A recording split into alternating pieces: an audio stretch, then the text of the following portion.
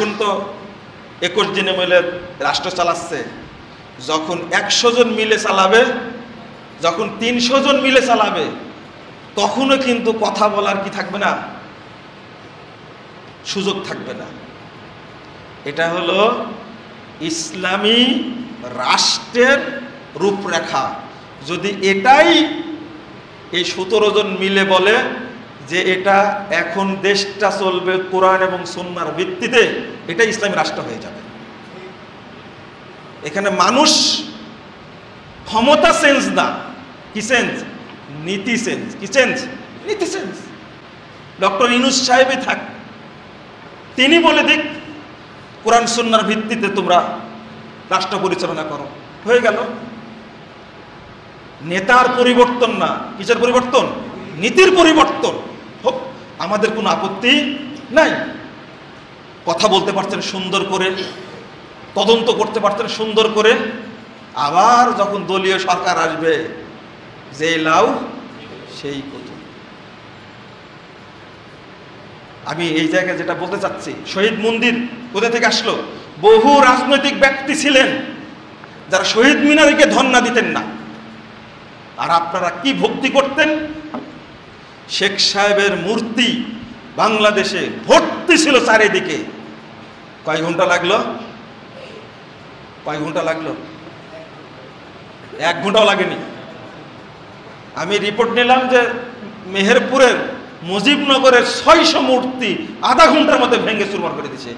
সেই মূর্তি কি দামি দামি মূর্তি, কি অবস্থা গোটা দেশের। এটা কি জন্য করেছেন? শিরিক তাই করেছেন না, রাগের বশবর্তী করেছেন। এইটা ভাঙ্গার আগে টুপিওয়ালাদের, দাঁড়িওয়ালাদের, মুসল্লিদের উচিত ছিল আধা ঘন্টার মধ্যে বাংলাদেশের সব মাথা ভেঙে দেওয়া। ঠিক তো বলছেন, ভাঙ্গেননি তো একটাও। হ্যাঁ, যেদিন এই রকম চেতনা আপনাদের মধ্যে তৈরি হবে ইনশাল্লাহ, সেই দিন বড় বড় দামি দামি পাথরের মূর্তি ভাঙতে সময় লাগছে, কিন্তু মাজার ভাঙতে 15 মিনিট টাইম লাগবে না, গোটা দেশ থেকে সব ভেঙে চুরমার হয়ে যাবে ইনশাল্লাহ। ওই চেতনা তৈরি করতে হবে আগে। কথা বুঝতে হবে, শুধু উদাহরণ দিয়ে বুঝাই দিলাম। ইসলামী রাষ্ট্রটা আপনারা বুঝেন না, এটা 1 সেকেন্ডের ব্যাপার। আল্লাহ রাসূল সাল্লাল্লাহু আলাইহি ওয়াসাল্লাম মক্কা বিজয় করলেন, মক্কায় ঢুকেই প্রথম কাজ করলেন। ইবনে মাসউদ রাদিয়াল্লাহু আনহু বলছেন, দাখালান নবী সাল্লাল্লাহু আলাইহি ওয়াসাল্লাম মক্কা ওয়া হাওলাল কাবা 360 নুসবা। ঢুকলেন, এমত অবস্থা কাবার চতুর্পাশে 360টি মূর্তি ছিল। ফাজালা ইয়াতুনু বিউদিন ফিয়াদিহি, হাতের লাঠি দিয়ে 1 নিমিষে 360টি মূর্তি ভেঙে চুরমার করে দিলেন। আলীকে ডেকে বলছেন, আলী শোনো, লা তাদা তিমসাল ইল্লা তামাসতাহু ওয়ালা কবরান মুশরিফা ইল্লা সাওয়াইতাহু। আলী শোনো, যত মূর্তি এবং উঁচু কবর আছে সবগুলো ভেঙে মাটির সঙ্গে মিশিয়ে দাও। 1 নিমিষে মক্কার সমস্ত মূর্তি শেষ। মক্কা বিজয় হয়ে গেছে, আর কোনো সুযোগ নাই। তা আপনার কি ঈমান এখানে কাজ করছে? আপনি মাজার পূজাকে ইবাদত মনে করেন, কবর পূজাকে ইবাদত মনে করেন, পীর পূজাকে ইবাদত মনে করেন, সব মুশরিক। সব কি? মুশরিক। আস্তাগফিরুল্লাহ। আর মূর্তি পূজাকে কি মনে করেন?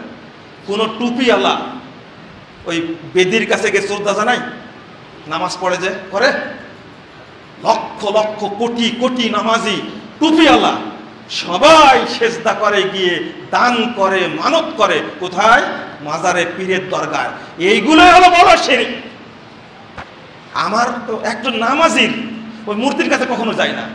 হাইকোর্টে মূর্তি করলো না, কোথায় মূর্তি করলো, একটা নামাজের বিষয় না। নামাজের বিষয় হলো নামাজের নামাজ নষ্ট করে, ঈমান নষ্ট করে, কোথায়? কোন জায়গায়? মাজারে, কবরে।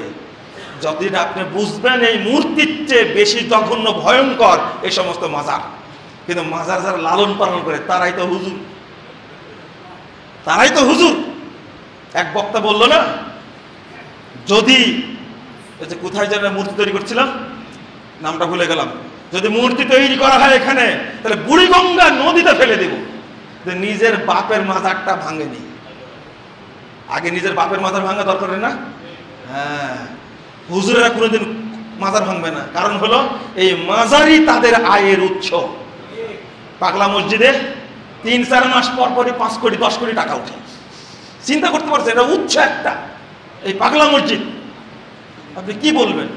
এইগুলো একদিনে ওরস করবে, পরের দিন টাকা গুনে দেখছে 5 কোটি 7 কোটি টাকা উঠছে।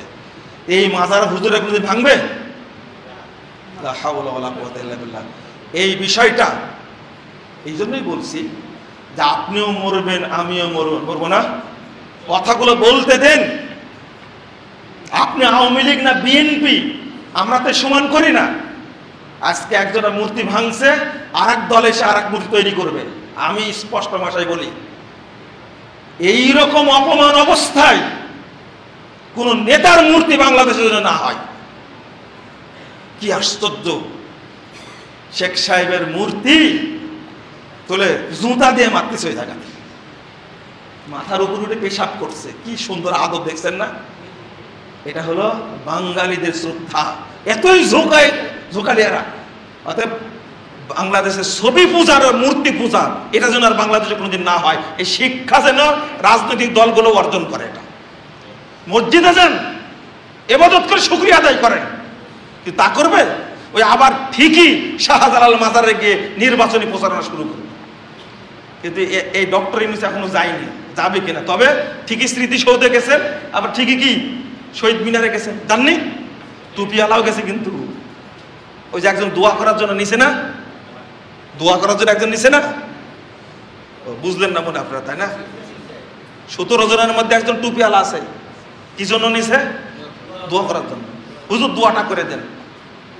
স্মৃতিসৌধে গিয়ে 1 মিনিট না 30 সেকেন্ড যে নীরবতা পালন করে, তাহলে কি ঈমান থাকবে? ইসলাম থাকবে? হুজুরের কিচ্ছু করার নাই। কিন্তু একজন আহলে হাদিস আলেম এটা করতে পারবে কোশ্চেন কালেও না। শহীদ মিনারে গিয়ে ওদের মেরেও যদি ফেলে দেয়, কোন আহলে হাদিস আলেম শহীদ মিনারে যাবে না। আমাদের চেতনাটা হলো ইসলামী, আমরা হলো ধর্মপ্রাণ, কিন্তু ধর্মের জ্ঞান আমাদের নাই। যার কারণে আমাদের চেতনা নিয়ে কাজ করছে। আমাদের ছাত্ররা সালাত আদায় করছে, আন্দোলনও করছে, মাঠে দাঁড়ায় সালাত আদায় করছে। কিন্তু যারা এখন আমাদের নেতৃত্ব দিচ্ছে, ওই একজন বাদ দিয়ে বাকিরা নামাজ পড়ে কিনা সন্দেহ আছে। সেদিন গতদিনে বলেছি যে বাংলাদেশের মানুষের চেতনা হলো ইসলামী চেতনা। কলকাতার মানুষও বাংলা বলে, আমার রাজশাহীর মানুষও বাংলা বলে, কিন্তু কলকাতা আর রাজশাহী দুইটা কিন্তু এক দেশ না। তাহলে বুঝতে হবে বর্ডার আলাদা হওয়ার কারণ কি বাংলা ভাষা না, বর্ডার আলাদা হওয়ার কারণ হলো ইসলাম ধর্ম। এটা যেদিন বুঝবেন আপনারা, সেদিন সম্মানিত হবেন। আমরা শুধু হুজুকে বাঙালি, আমরা গণতন্ত্র চিনি না, ইসলামও চিনি না, দুইটাকে আমরা গুলাই ফেলেছি। আল্লাহ যেন আমাদের বুঝার তৌফিক দান করেন, আমিন। আল্লাহ যেন এই জাতিকে, এই মুসলিম উম্মাকে যেন, বাংলাদেশের মানুষকে যেন আল্লাহ এই শিরিক থেকে মুক্ত করে দেন। যাবতীয় মাজার পূজা, কবর পূজা, খানকা পূজা, এই সমস্ত ফাউন্ডেশনকে যেন আল্লাহ উৎখাত করে দেন, আমিন ইয়া রাব্বাল আলামিন। আল্লাহ রাব্বুল আলামিন যেন আমাদেরকে তাওহীদ বুঝার তৌফিক দান করেন। আল্লাহ রাব্বুল আলামিন যেন এই দেশটাকে তাওহীদের দেশ হিসাবে কবুল করে নেন। আল্লাহ এমন শাসক আমাদের দিন, যার মাধ্যমে এই দেশটা শিরিক মুক্ত হবে, যার মাধ্যমে এই দেশটা তাগুত মুক্ত হবে ইনশাআল্লাহ, যার মাধ্যমে এই দেশে প্রকৃত ইসলাম প্রতিষ্ঠিত হবে ইনশাআল্লাহ। আল্লাহ তুমি আমাদেরকে কবুল করে নাও, আমিন ইয়া রাব্বাল আলামিন। আকুলু কওলি হাযা আস্তাগফিরুল্লাহ লি ওয়া লাকুম ওয়া লিসাইরিল মুসলিমিন।